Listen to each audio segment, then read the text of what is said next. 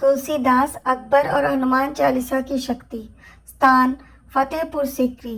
मुगल सम्राट अकबर का शासनकाल।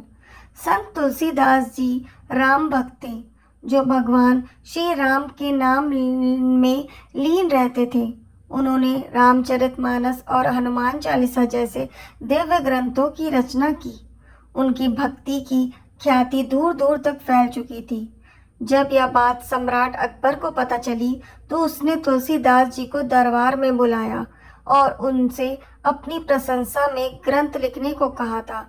तुलसीदास ने ऐसा करने से मना कर दिया और कहा, मैं केवल श्री राम का भक्त हूँ। अकबर को यह बात नागवार गुजरी और उसने क्रोधित होकर तुलसीदास जी को कारागार में डालने का आदेश दे दिया। कारागार में बंद होकर भी तुलसीदास जी विचलित नहीं हुए। उन्होंने वहीं हनुमान चालीसा का पाठ करना आरंभ कर दिया और पूरी श्रद्धा से हनुमान जी का स्मरण किया।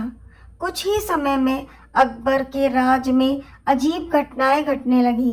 राजमहल और राजधानी में हजारों बंदर ने हमला कर दिया। वे इधर उधर उत्पात मचाने लगे। सैनिक कुछ भी नहीं कर पा रहे थे। बंदर महल की दीवारों पर चढ़ गए, खजाने उथल पुथल कर दिए और सारा नगर अस्त व्यस्त हो गया। यह देखकर अकबर घबरा गया और अपने मंत्रियों से इसका कारण पूछा। किसी बुद्धिमान मंत्री ने कहा, ये संत तुलसीदास जी के अपमान का परिणाम है। उन्होंने हनुमान जी का आह्वान किया है। तुरंत ही अकबर ने तुलसीदास जी को रिहा करने का आदेश दिया और स्वयं आकर क्षमा मांगी। जैसे ही तुलसीदास जी को जेल से छोड़ा गया और उन्होंने हनुमान जी से प्रार्थना की, वैसे ही सारे बंदर गायब हो गए और राज में शांति लौट आई।